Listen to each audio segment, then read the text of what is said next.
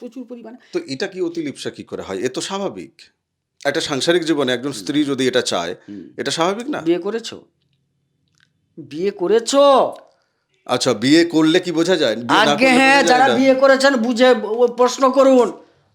আচ্ছা। আমি বিয়ে করেছি আজকে প্রায় 35 বছর। চাহিদা, হ্যাঁ, তুমি একটা জিনিস, আমি স্বামী স্ত্রীর কথা বলছি না, স্ত্রীর ক্ষেত্রে স্বামী, স্বামীর ক্ষেত্রে হ্যাঁ, স্ত্রী। হ্যাঁ। তিনি প্রবেশ করলেন, এন্ট্রি নিলেন ধনিষ্ঠা নক্ষত্রে। প্রথমে রবিকে পেয়ে গেলেন, অমাবস্যা হুম, যোগ, ওই দিন অমাবস্যাও পেয়ে গেছে। হুম। আচ্ছা, সেই দিন মনের একটা কি হবে, স্তব্ধতা চলে আসবে মনের মধ্যে, একটা এমন আলোড়ন হবে। কারণ চন্দ্র তো ওই দিন কি হচ্ছে, তার জলটা উপরের দিকে উত্থিত হয় না, টানে তো, আকর্ষণ করে তো, এমন একটা ভাব তৈরি হবে, অস্বস্তিকর পরিবেশ তৈরি হয়ে যাবে ওনার মধ্যে। 17 তারিখ। 17 তারিখ। এবারে 18 তারিখে বিকেল 5টা থেকে আজকের মূল এপিসোড শুরু করার আগে আপনাকে মা নর্মদার কৃপা আপনি কি করে পাবেন আপনাকে আমি জানাতে চাই। আপনি যদি প্রতিদিন ত্রিকাল এই নর্মদাষ্টকম পাঠ করেন, আপনি মায়ের কৃপা পাবেনই পাবেন। মায়ের কৃপা আপনার উপর বর্ষিত হবে। ফ্রি অফ কস্ট নর্মদাষ্টকম পাওয়ার জন্য হোয়াটসঅ্যাপে আপনি আমাকে লিখুন আপনার নাম এবং ঠিকানা দিয়ে, যে পিডিএফ বই চাই, আমি আপনাকে পাঠিয়ে দেবো সঙ্গে সঙ্গে।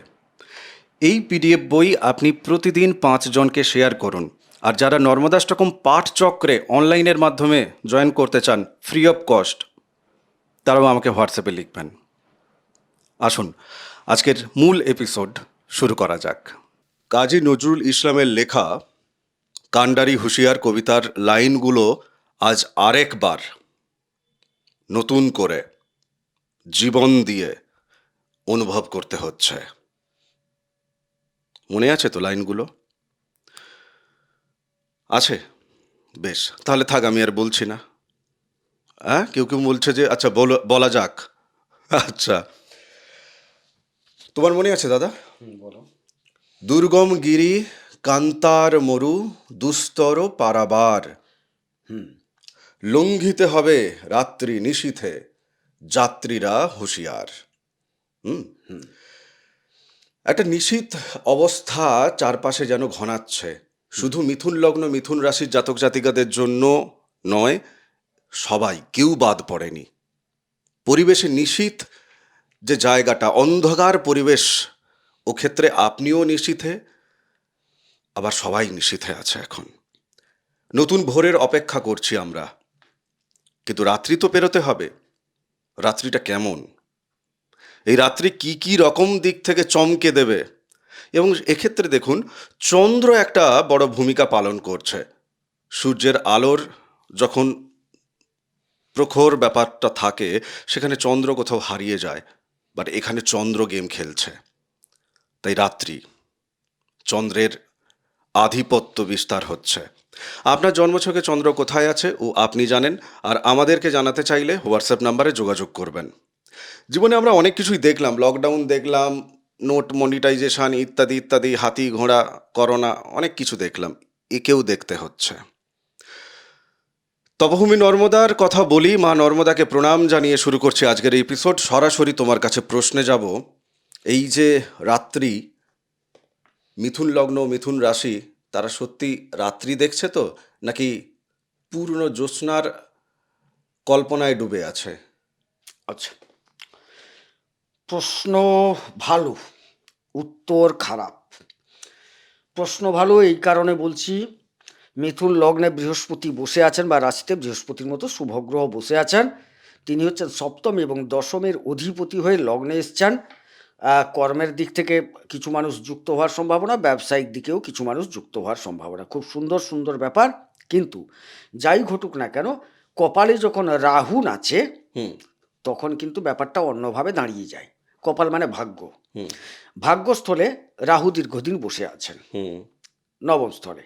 হুম, এবং ফেব্রুয়ারি মাসের 1 তারিখ বুধ চলে যাচ্ছেন। হুম, বুধ রাহুতে মিলে একটা ফেব্রুয়ারি মাসের প্রথম থেকেই জড়ত্ব যোগ তৈরি হয়ে গেল। হুম। বুধকে ওনার লগ্ন বা রাশির অধিপতি, অধিপতি। বাস গুরুত্ব দিলাম এই কারণে। হুম, এবং সঙ্গে সঙ্গে চতুর্থের অধিপতি, পারিবারিক স্বাচ্ছন্দ্য, গাড়ি বাড়ি যানবাহন ভূমি ঘর ইত্যাদি, হুম, মায়ের শরীর স্বাস্থ্য।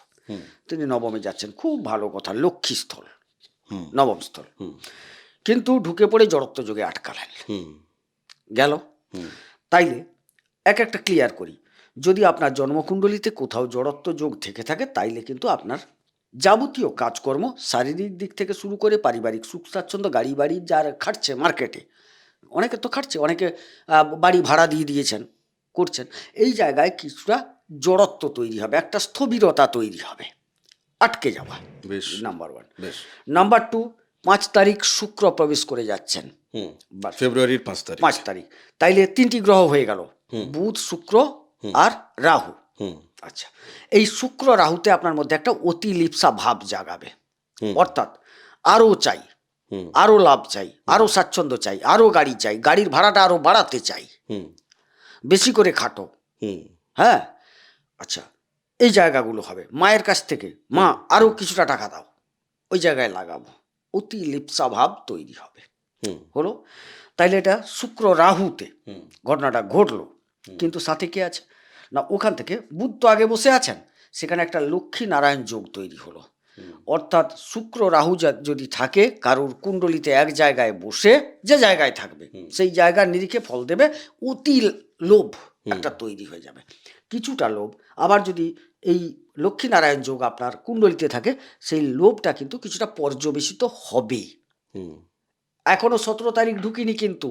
হুম হুম আচ্ছা, হয়ে গেল। 13 তারিখ রবি ঢুকে যাচ্ছেন, রবি বুধে বুধাদিত্য যোগ, যাদের বুধাদিত্য যোগ আছে অবশ্যই অবশ্যই কিছু কিছু যোগাযোগ ক্ষেত্র, হুম ভাইয়ের সাথে সম্পর্ক ইত্যাদি জায়গাটা হুম কিছুটা মধুর হবে। আবার যাদের জন্মকুণ্ডলিতে গ্রহণ যোগ আছে হুম তাদের কিন্তু ভাইদের সাথে গন্ডগোলটা শুরু হয়ে যাবে, হুম গেল।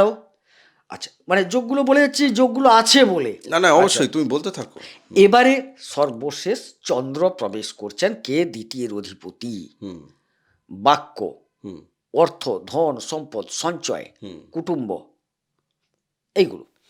তিনি প্রবেশ করলেন, এন্ট্রি নিলেন ধনিষ্ঠা নক্ষত্রে, প্রথমে রবিকে পেয়ে গেলেন, অমাবস্যা হুম যোগ, ওই দিন অমাবস্যাও পেয়ে গেছে। হুম আচ্ছা, সেই দিন মনের একটা কি হবে, স্তব্ধতা চলে আসবে, মনের মধ্যে একটা এমন আলোড়ন হবে, কারণ চন্দ্র তো ওই দিন কি হচ্ছে, তার জলটা উপরের দিকে উত্থিত হয় না, টানে তো, আকর্ষণ করে তো, এমন একটা ভাব তৈরি হবে, অস্বস্তিকর পরিবেশ তৈরি হয়ে যাবে ওনার মধ্যে। 17 তারিখ 17 তারিখ, এবারে 18 তারিখে, বিকেল 5টা থেকে 17 তারিখ শুরু হচ্ছে হ্যাঁ, এই 5টা 29 চুয়ান্ন যাত্রাপালা হ্যাঁ, শেষ হবে 19 তারিখে কখন বেলা 3টা 55 মিনিটে।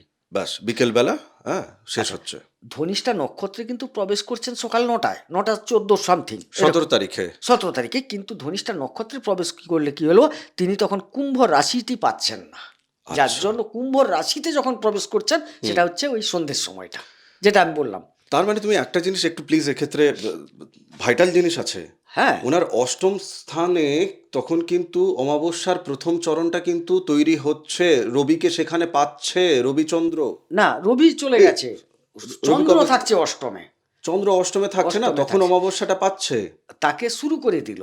হ্যাঁ, এবারে যখনই সে সান্নিধ্যটা পেয়ে গেল 17 তারিখ, হ্যাঁ, অলরেডি 17 তারিখই তো অমাবস্যাটা দেখাচ্ছে, কথাটা বোঝো। এবারে তো অমাবস্যাটা দেখাচ্ছে মানে এই যে 9টা 14 কি 34 এরকম টাইমটা বলে দিচ্ছি তোমাকে, প্রবেশ করছে 9টা 31 মিনিট 15 সেকেন্ডে সকালবেলা সকালবেলা। মানে ওই সময় থেকে কিন্তু সাবধান হওয়া আপনাকে শুরু হতে হবে হতে হবে। মেবি তার আগে থেকে আপনার প্রভাব চলবে এবারে রবির সান্নিধ্যটা একদম ফুল পেয়ে যাচ্ছে 5টা থেকে সন্ধ্যা আচ্ছা 5টা। অমাবস্যার প্রথমে ওই যে মন স্তব্ধ হলো হ্যাঁ, মনের ভেতর একটা মানে আলোড়ন চলছে এবং সেটা নেগেটিভ ওয়েতে হ্যাঁ, অবশ্যই কিছু কিছু যোগাযোগের জায়গা আটকানো শুরু হবে, হুম টাকা পয়সা প্রাপ্তির জায়গাটা আটকানো শুরু হয়ে যাবে আচ্ছা ওই জায়গায়। হুম আচ্ছা, গেল 18 তারিখ হুম চন্দ্র প্রবেশ করছেন কোথায় না, 18 তারিখ শতভিষা নক্ষত্রে। সেখানে কে কে বসে আছে, নক্ষত্র ভিত্তিক বলছি, রাহু বসে আছে, শুক্র বসে আছে, হুম তারা একদম অতি লোভ লিপ্সা, আরো চাই, আরো দাও, হুম এই পরিস্থিতিটা নিয়ে দাঁড়িয়ে আছে। এবারে মনটা ঢুকে পড়লো ওই ঘরে, হুম আগের দিনে যে পাইনি হতাশা, না আজকে পেতেই হবে, যে কোনো ভাবে পেতে হবে, এক্ষুনি পেতে হবে, এইরকম একটা মনোভাব 18 তারিখের যাত্রাপালা। যাত্রাপালা শুরু হয়ে গেল। সেই জায়গায় যাদের দেখা যাচ্ছে রাহু চন্দ্র বসে আছে জন্মকুণ্ডলিতে, তারা এই অতিলিপ্সা থেকে হতাশায় পড়বেন। চরম হতাশা। বোঝা গেল জিনিসটা? 19 তারিখ। এবারে 19 তারিখে বুধ আর চন্দ্র একত্রিত হচ্ছেন, এবং সেটি হচ্ছেন কোথায় না পূর্ব ভাদ্রপদ নক্ষত্রে চন্দ্র বুধে। একটু ললিত বাক্য ব্যবহার করবেন, যে অনেক চেষ্টা করলাম, অনেক কিছু হলো না, অনেক ধাক্কা দিলাম, দাও দাও, হবে না তো দেখে নেব, কিন্তু যখন হলো না একটু বাক্যটাকে ললিত আকারে তিনি বলার চেষ্টা করবেন। এটা হচ্ছে একবারে নক্ষত্র ভিত্তিক, কিন্তু ঘটনাটা হচ্ছে কি, একটা জায়গায় সবাই একত্রিত হয়ে গেছে। লোকে একটা কথা বলে না, বাবু আমার ঘরে আজকে 5 জন ডাকছি, একটা কথায় ডাকছি মানে কি, এটা কোনো আলোচনার জন্য। সে যে 5 জনকে ডেকেছে, 5 জনের মধ্যে ভালো মন্দ আছে।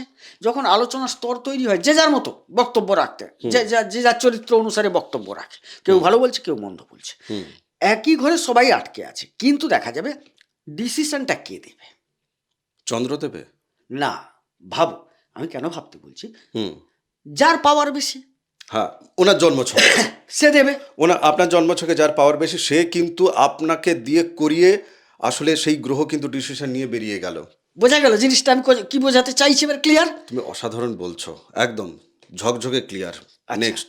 এবারে তাইলে 3টে আমি মোটামুটি একটা মানে তারিখ অনুসারে বলে দিলাম, নক্ষত্র অনুসারে জিনিসগুলো বললাম, যে এই নক্ষত্র দিয়ে ক্রস করলে এই ঘটনাগুলো ঘটবে।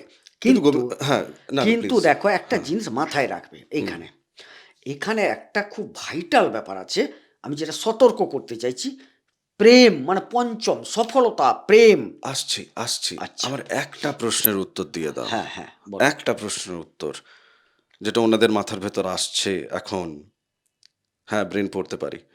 সেটা হচ্ছে যে এই 3টে দিনে এমন কিছু কি ঘটনা বা এমন কিছু কি সিদ্ধান্ত, তা ভালো হোক বা খারাপ হোক ওনার জন্মছক অনুযায়ী, যেমন ভালো যদি থাকে ভালো পেলেন, খারাপ পেলেন, এর রেশ বাকি জীবন চিতায় ওঠা পর্যন্ত, কবরে যাওয়া পর্যন্ত থাকবে কি রেশটা? আচ্ছা, খুব দারুণ জিনিস বলেছো একটা। তাইলে বলে তারপর একটা প্রেমের দিকে যাব, উদাহরণ না, ওই প্রেম নিয়ে বলবো। এটা আছে। ঘটবে যেটা, দেখো আমাকে কিছু জিনিস তো যেটা ঘটবে সেটা বলতে হবে। 100% প্লিজ। আচ্ছা, প্লিজ। এই সময়কালে তারা একটা প্রেম ভাবের মধ্যে যাবেন, কারণ রবি আর রাহু আর শুক্র একটা অতিলিপ্সার জায়গায় চলে গেছেন। তো প্রেম ভাবটা ওনাদের মধ্যে জাগরিত হয়ে যাবে। অলরেডি চন্দ্রবাবু পৌঁছে যাচ্ছেন, মনের মধ্যে প্রেম আসুক, এরকম একটা জায়গা তৈরি হয়ে গেল। এই তৈরি হওয়ার সুবাদে উনি আবার দ্বাদশপতি, এটা মাথায় রাখতে হবে, এমন একটা ভুল সিদ্ধান্ত নেবেন যেটা সারা জীবন সাপের ছোঁচা গেলা হয়ে থেকে যাবে। সাপের ছোঁচা গেলাটা বুঝেছো? না, একটু ডিটেলসে যাও। হ্যাঁ বলি, এটাই তো মজার খেলা। একটা ক্ষুধার্ত সাপ বহুদিন ধরে খুঁজছে, খাদ্য খাবে, মানে প্রেম খুঁজছে। এখানে হঠাৎ কিছু একটা দেখতে পেল যে যাচ্ছে, তখন সেটাই তার কাছে বেটার। মানে অনেকদিন আমি প্রেম চাইছি, প্রেম পাচ্ছি না। আচ্ছা, একটা যেহেতু আমার মুচকি হাসিতে সে চোখটা টেরা করলো, তাহলে রাজি আছে মনে হয়, যাই ওর দিকে, ওকেই তুলব। বিয়ে পৌঁছে গেল, প্রেম অতিলিপ্সার জায়গায় পৌঁছে গেল। মেয়েটিও চালাক, সে বললো, বা ছেলেটি চালাক, সে বললো যে এরকম তো হয় না, তোমাকে বিয়ে করতে হবে আমাকে, উইথ কন্ডিশন, উইথ এভিডেন্স। হয় প্রমাণ রাখো, না হয় বিয়ে করো। অতিলিপ্সা তাকে এতভাবে নিয়ে চলে গেল, সে কিন্তু প্রমাণ রেখে দিল বা বিবাহ করে নিল। একটা গল্প করার পর দেখলো এই যে সিদ্ধান্তটা নিয়েছিল, মানে ছুঁচাটাকে খেয়ে ফেললো। হ্যাঁ, তারপর দেখছি প্রচণ্ড গন্ধ, ছুঁচার গা তো গন্ধ থাকে, প্রচণ্ড গন্ধ। তখন বার করতে গেলে আইন দ্বাদশ শুক্র, আর গিলতেও পারছে না, হাফ গেলা হয়ে থেকে আছে সেই জায়গায়। এই সময়কালে যদি কেউ প্রেম করতে চাইছেন অতিলিপ্সার কারণে, আপনি কিন্তু ভালো খাদ্যের পেছনে না ছুটে ওই ছোঁচাটাকে ধরতে যাবেন। ছোঁচা ধরার পর হাফ গেলা হয়ে, ওই সাপের ছোঁচা গেলা হয়ে সারা জীবন আপনাকে পস্তাতে হবে। না, আমার এক্ষেত্রে একটা জায়গা, এই মুহূর্তে ধরো কোনো ব্যক্তি, তিনি পুরুষ বা নারী, 40-45 বছর বয়সে তিনি আছেন, একদম শুদ্ধ সাংসারিক জীবনে আছেন, বাহ, ভালো। তো তিনি তো প্রেম খুঁজতে যাচ্ছেন না, তাহলে তার মধ্যে এই যে লিপ্সা, তার মধ্যেও তো তাহলে ছুঁচো গেলার যে ব্যাপারটা আসতে হবে না? কেননা গ্রহ তো একই রকম ভাবে মিথুন লগ্ন মিথুন রাশি সমস্ত জাতক জাতিকার উপর প্রভাব বিস্তার করছেন। যার জন্মছকে যে যে সুইচ আছে সেই সুইচ অনুযায়ী তিনি ফল পাবেন, বুঝতে পেরেছি, ঠিক কথা। কিন্তু সেই ব্যক্তিটির ওপর 40-45 বছর বয়সী একজন নিপাট সংসারী পুরুষ বা মহিলা, তার মধ্যে অতিলিপ্সা কোথা থেকে জাগবে? কেন না জাগার তো কিছু নেই, কোথায় জাগছে? অনেক কিছু জাগছে। উনার মানে জাতকের সপ্তমপতি বা জাতিকা নিজে কোনটা আগে ক্লিয়ার করো। তুমি দুটোই ক্লিয়ার করো না, আচ্ছা, দুজনেই তো যদি দেখছেন। জাতক হন তার স্ত্রী, হুম তার স্ত্রী সপ্তম, তিনি তো লগ্নে স্বামীর অনুগত আছেন, স্বামীর থেকে তিনি ভালো কিছু চাইবেন, কারণ স্বামীর অধিপতি তো নবমে ভাগ্যস্থলে। স্বামীর ভাগ্যটা আরো উন্নত হোক, স্বামী আরো কিছু করুক, স্বামী আমাকে ভালোবাসুক, কিছু দিক। এই যে অতিলিপ্সা, আমাকে কিছু দিক, আমাকে আরো ভালোবাসুক, আমাকে আরো আদর করুক, আমাকে সম্মান দিক, আমি যেন পরিবারের সম্মান পাই। হুম কথাটা বুঝলে? এই ঠিক। জিনিসগুলো তার মধ্যে আসার সম্ভাবনা হয়ে যাবে প্রচুর পরিমাণে। তো এটা কি অতিলিপ্সা কি করে হয়? এ তো স্বাভাবিক। একটা সাংসারিক জীবনে একজন স্ত্রী যদি এটা চায়, এটা স্বাভাবিক না? বিয়ে করেছো? বিয়ে করেছো? আচ্ছা, বিয়ে করলে কি বোঝা যায়? বিয়ে না আগে করলে হ্যাঁ, বোঝা যায় যারা না? বিয়ে করেছেন বুঝে প্রশ্ন করুন। আচ্ছা। আমি বিয়ে করেছি আজকে প্রায় 35 বছর। চাহিদা, হ্যাঁ তুমি একটা জিনিস, আমি স্বামী স্ত্রীর কথা বলছি না, স্ত্রীর ক্ষেত্রে স্বামী, স্বামীর ক্ষেত্রে হ্যাঁ স্ত্রী। হ্যাঁ দাম্পত্য জীবনে হুম চাহিদা নেই ভাষাটা ভুল। হুম চাহিদার ধরনের কোয়ালিটি যদি বাঁচো, কোন কোন কোয়ালিটির চাহিদা হিসেব করতে পারবে না, ছোট বড় আছে ভাই পরিস্থিতি অনুসারে। এবারে চাহিদার অন্ত নাই, চাহিদার ধরনের শেষ নাই, দিয়েও শান্তি নেই, না দিয়েও শান্তি নেই। আচ্ছা, চলো।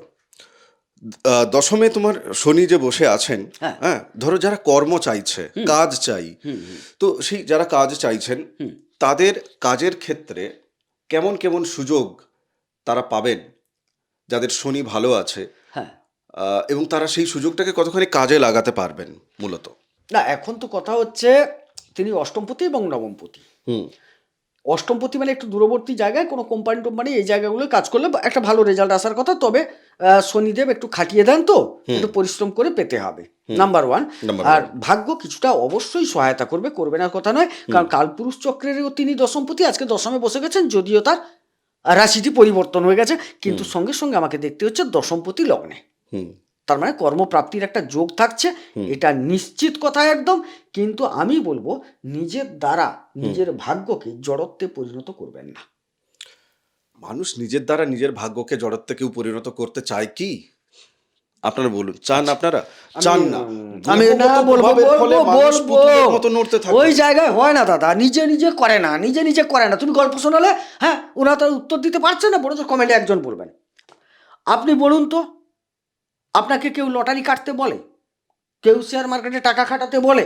বিজ্ঞাপন হচ্ছে তো। বিজ্ঞাপন তো হাজার হবে। এবারে আপনি কি করলেন, একটা লটারিকে কেটে 1200 টাকা পেয়ে গেলেন। আপনাকে কেউ বলেনি, মাথার দিব্যি দেয়নি, আপনি লটারি কাটুন।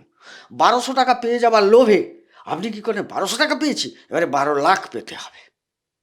এবারে সে 1200 গেল, 12 3 3600, আরও 1300 দিলেন, প্রতিদিন কাটছেন, প্রতি মাসে কাটছেন, প্রতি বছরে কেটেই চলেছেন। দেখা গেল এই করতে করতে আপনি ধ্বংসে পরিণত হয়ে গেলেন নিজে নিজে আর্থিক দিক থেকে। তো দোষটা কার ভাই? কেউ তো নিজে চায় না নিজের করতে, কেউ চায় না।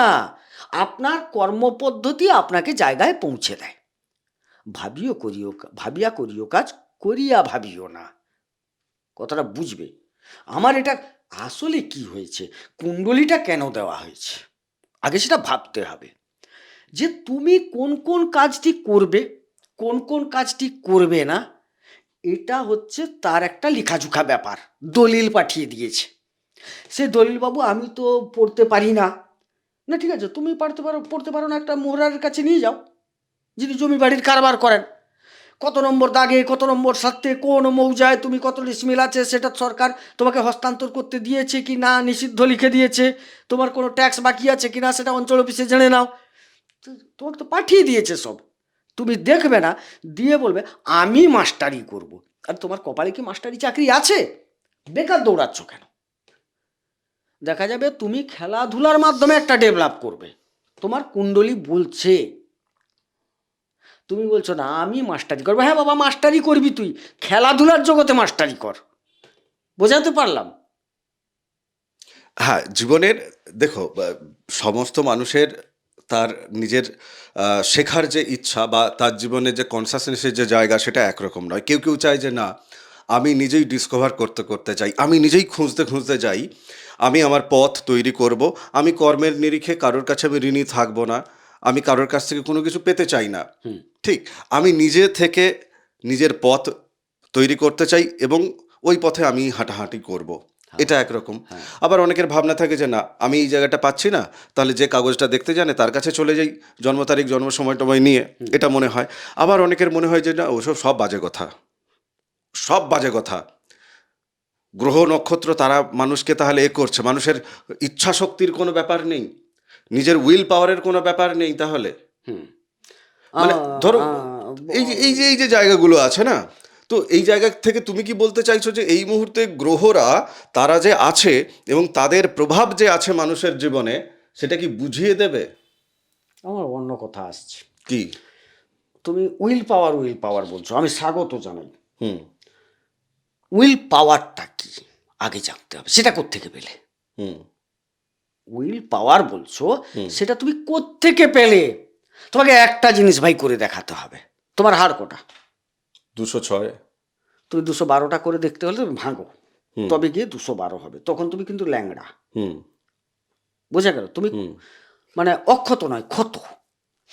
তোমাকে বলছে, তোমাকে উইল পাওয়ার দেওয়া হয়েছে, তো হুম কোন ক্ষেত্রে তুমি তোমার উইল পাওয়ারটা ব্যবহার করবে হুম সেটাও ঈশ্বর জানিয়ে দিয়েছেন। তুমি নিশ্চিত তোমার দক্ষতা দেখাবে। হুম তুমি বলো, একটা ছেলে ছোটবেলা থেকে দেখছো তার কণ্ঠটা খুব সুন্দর, কথায় কথায় সে ছড়া বানাতে পারে, হুম কথা বলার ভঙ্গিমায়, হাত নাড়ার ভঙ্গিমায় একটা মাধুর্যময় ব্যাপার আছে। আচ্ছা, হাঁটার যে চলনটা, তার মধ্যে একটা ছন্দ আছে। তাইলে তোমাকে ভাবতে হবে, এই ছেলেটিকে আমি এমন একটা জায়গায় নিয়ে যাব এইগুলো সমন্বিত। ব্যাপারটা ভাবো না, এটা তাহলে ললিত কলার আন্ডারে আসছে। তো এবারে তাকে তুমি শেখাচ্ছ কি না, তুমি যাও high jump, long jump, boxing করো। সেও চলে গেল, হাই জাম্প করবো, লং জাম্প করবো। দেখা গেল 5 বছর সে হাই জাম্প লং জাম্প করছে, হ্যাঁ 12 ফুট ছিল 14 ফুট হয়েছে, আমি একটা উদাহরণ দিচ্ছি, কিন্তু প্রাইজ পাওয়ার মতো জায়গায় কোনো কালে না। তুমি কিন্তু তোমার যথেষ্ট চেষ্টা করছো, ঠিক। হ্যাঁ, কিন্তু সেই চেষ্টাটা, যেহেতু তুমি গোড়া থেকে দেখছো কণ্ঠটা ভালো, চলন বলন ভালো, যা যা আইটেম ললিত করার, সেই জায়গায় যদি তার সেই পাওয়ারটাকে নিয়োগ করে, তাইলে কি হবে? সে তার জায়গাটা খুঁজে পাবেই কিনা বল? না না, অবশ্যই। যেটা আমি এর আগেও এপিসোডগুলোতে বলি যে নিজের জীবনের ছন্দ কি আছে সেটা জানতে গেলে আপনাকে সহজ উপায় হচ্ছে যে কোনো জ্যোতিষীর কাছে আপনি আপনার date of birth, time of birth দিয়ে ছন্দ জেনে ফেলতে পারেন। এছাড়াও আরও অনেক পথ আছে। আপনি ডেলি লাইফে নিজের কী কী থট প্রসেস মাথায় আসছে, চিন্তা ভাবনা কী কী করছেন, সেগুলো ডায়েরির পাতায়, কাগজে বা নর্মাল কাগজে লিখতে শুরু করুন। 10-15 দিন, 1 মাস, 1.5 মাস লিখুন, পরপর করে নিজেকে খুঁজে পাবেন। আবার একটা খুঁজে পাওয়ার জায়গা হচ্ছে মেডিটেশন, মন্ত্র জপ ইত্যাদি ইত্যাদি। তো নানান ওয়ে আছে নিজেকে খুঁজে পাওয়ার জন্য। যে নিজে এককভাবে নিজেকে খুঁজতে চাইছে, তার জন্য মেডিটেশন এবং ওই কাগজে লেখা থট প্রসেসগুলোকে ডিকোড করা। ঠিক, তো এই যে নানান উপায়ের জায়গা থেকেই কিন্তু আপনাকে এখন উপায় খুঁজতে হবে। উপায় ছাড়া আপনি এই অন্ধকার রাত্রিবেলা তরি পার হতে পারবেন না, কেন সাথে ঝড় উঠে গেছে। সাথে ঝড় উঠে গেছে। আজকে আমরা আপাতত এখানেই বিরাম দিই। লাস্ট নোট কিছু রাখতে? হ্যাঁ, মানে প্রথমে তুমি শুরু করেছিলে যেটা নিয়ে, সেটা নিয়ে একটু বলে নিতে চাইছি। তুমি এটা বলেছিলে একদম প্রথম নিশির ডাক শব্দটা দিয়ে শুরু করেছিলে, নিশীথ রাত্রি। হ্যাঁ, তারপর বললে না যে একটা নিশির ডাক আসছে। আমি বলেছি এটা নিশির ডাক কিন্তু আসছে। নিশি বলতে এখানে ভূত পেত বলছি না। ভাগ্যস্থলে 8টি যোগ তৈরি হচ্ছে, তার মধ্যে 6টি যোগ খারাপ, মাত্র 2টি যোগ ভালো। তার মানে পার্সেন্টেজের দিক থেকে বুঝতে পেরেছো ভাগ্যস্থলে কি ঘটতে চলেছে। সুতরাং এই সময়কালে আপনারা প্রতিটা পদক্ষেপ ভেবে চিনতে মেপে ফেলুন।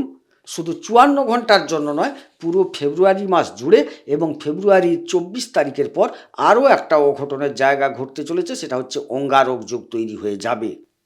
সুতরাং সারা মাস সাবধান, 54 ঘন্টা কিন্তু অতি সাবধান। একদম তাই। এবং এই যে ছাপ, এ সারা জীবনে থেকে যাবে, চিতায় বা কবরে যাওয়া পর্যন্ত। এই পরিষ্কার গল্প। এখানে অন্য কোনো কিছু নেই। ভালো হলেও ছাপ শেষ পর্যন্ত থাকবে, খারাপ হলেও শেষ পর্যন্ত থাকতে বাধ্য। সময় পেরোক, যাদের অবিশ্বাস হচ্ছে তারা সময় দিয়ে বুঝে যাবেন, কি আছে, কোনো অসুবিধা নেই। তপভূমি নর্মদা, মা নর্মদার মাহাত্ম্য কথা অডিও সিরিজ আপনারা শুনুন, ভক্তির পথে থাকুন, চ্যানেল সাবস্ক্রাইব করুন। বাকি নেক্সট এপিসোডে আবার দেখা হচ্ছে আপনার সাথে। নমস্কার, নর্মদে হার। নর্মদে হর।